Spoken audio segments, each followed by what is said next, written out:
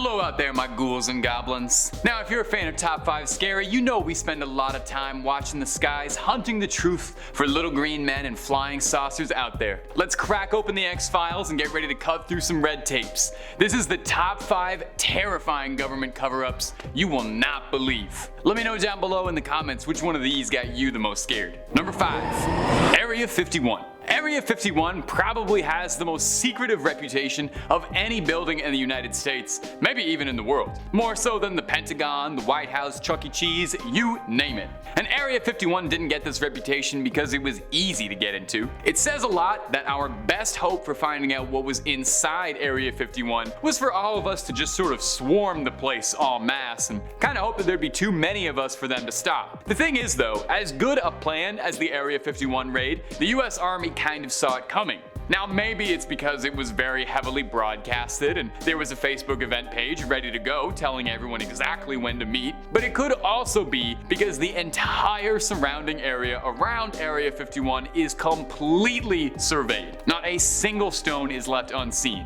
Armed guards patrol the grounds literally all hours of the day, and there's radars and towers watching the skies above, so no dropping in Fortnite style either. Up until 2018 actually, you could not even get a look at Area 51, as it was blocked out on Google Earth and most satellite global positioning technology. In fact, until President Obama, Area 51 was never even officially confirmed to exist, and all presidents would outright deny it. Some conspiracists suggest even there's cameras hidden all around the countryside in the rocks, keeping an eye on everything that goes on in the main road. You want to know just how serious they take the security at Area 51 if that wasn't enough to convince you? Say you land a job at Area 51, even if you're just like a janitor or a guy who refills the vending machines. Well, you have to fly into Area 51 for your commute. There's no commuter traffic, so you fly in from McCarran International. I'm guessing all the parking spaces are taken up by flying saucers. This secretive airline is called Janet Airlines, a clever acronym for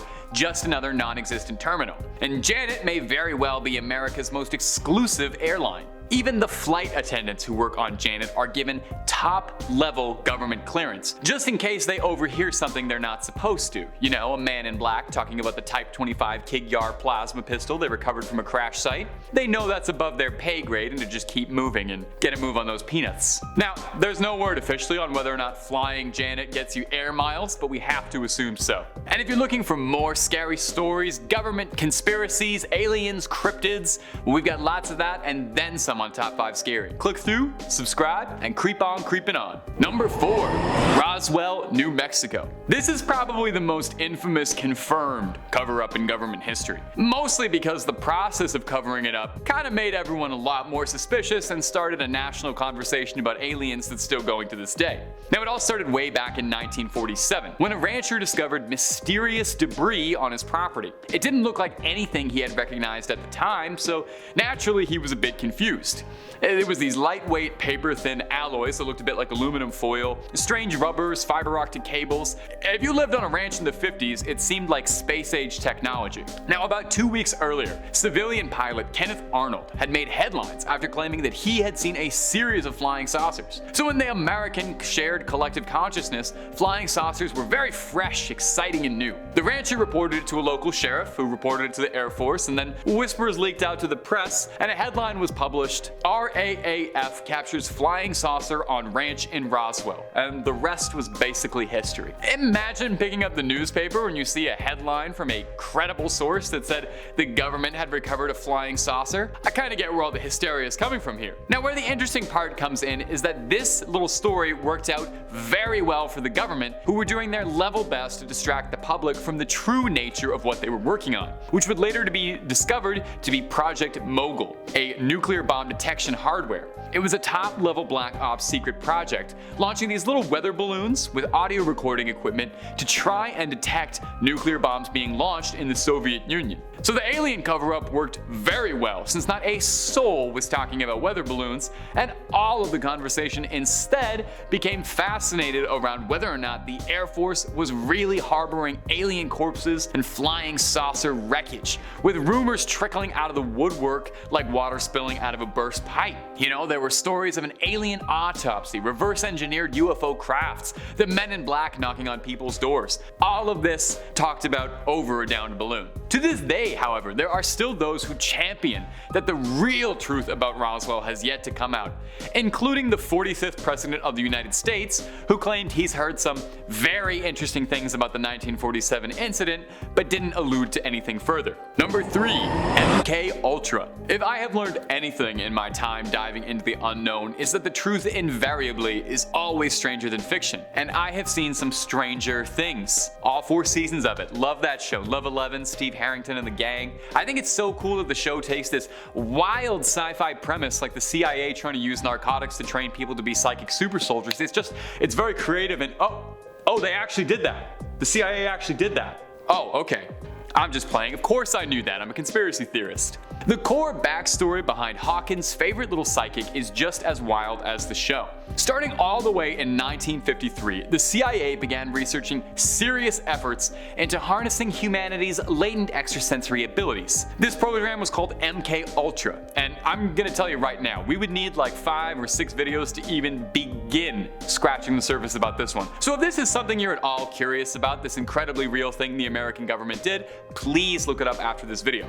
Now, the true extent of the program we can't really discuss, but participants were put through torturous experiences, including electrocution, unknowingly dosing subjects, and a lot more. Many documents were outright destroyed by the CIA's direction in the 70s, but what documents we do have let us into a bit of insight. The CIA was worried of the Soviets' technological advancements over them, and they were doing everything they could to try and get the edge in interrogation and data collection, and believed that with the aid of substances, mental gymnastics, they could effectively mind control another human being and make them into a tool for their will. A declassified document states outright the purpose of the MK Ultra experiments was to find a way to promote and enhance the abilities of individuals to withstand coercion, as well as produce confusion and amnesia, to create materials which will cause the victim to age faster or slower, and to promote illogical thinking and impulsiveness to the point where the recipient would be discredited in public. Now, this might surprise you, but the victims of MK Ultra were for the most part psychologically ravaged for the rest of their life. The CIA was pulling people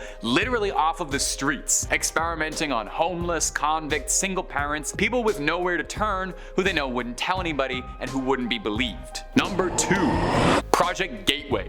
Wow, we're gonna build off that last point. Bet you didn't think that'd be a 2-part point, did you? Well, some fun, terrible trivia for you. MK Ultra was far from the only CIA bit of mind control and parapsychological program they were researching. And these are just the ones we know about for certain. A good skeptic knows there's probably way more we don't know about. So, mind control and being able to make a subject impressionable was one thing, but like I said, it was far from the only sensory research project. Let's talk a bit about Project Gateway. This was the CIA's attempt to harness the full extent of the brain.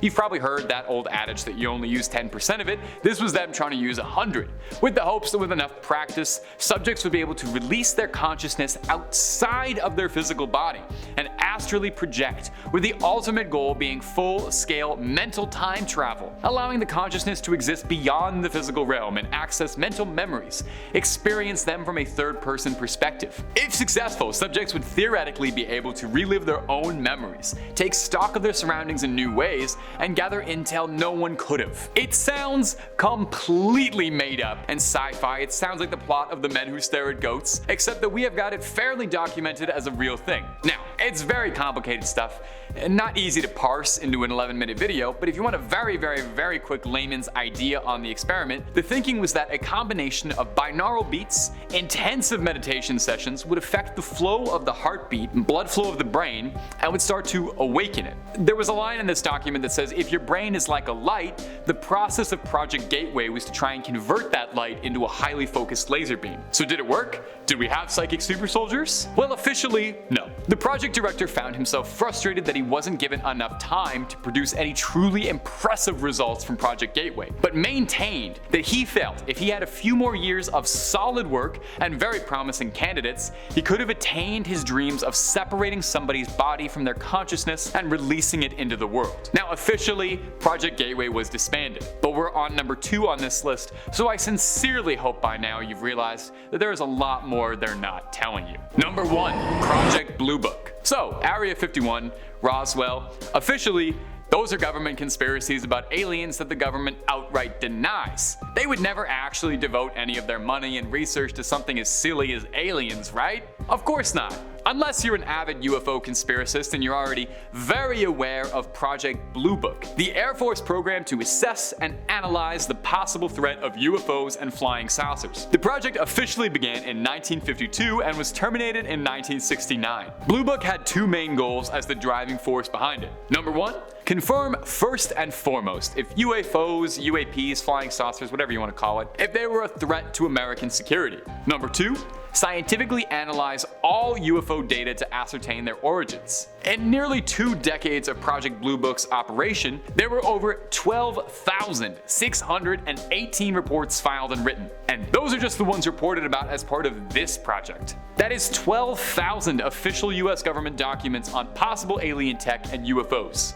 Of these 12,000, 700 of them were found to be completely unexplainable or missing too much data to be conclusive. Now, before we jump straight into pointing at the stars and hollering about flying saucers, a good number of these would end up actually being fairly rationally explained. A lot of them ended up being CIA spy plane testing, with the CIA themselves believing that the testing of the U-2 spy craft resulted in more UFO hysteria than anybody else throughout the 50s and 60s. Now, the project was shut down, and 3 main reasons were given for its conclusion. Number 1, no UFOs reported and evaluated by the Air Force had ever given any indication of threat to national security. Number 2, there was no evidence submitted to or discovered by the Air Force that sightings categorized as unidentified represent technological developments or principles beyond the range of present-day scientific knowledge. Number 3, there has been no evidence indicating the sightings categorized as unidentified are extraterrestrial vehicles. Well, that's kind of disappointing. You're telling me in 12,000 documents you don't think any of them could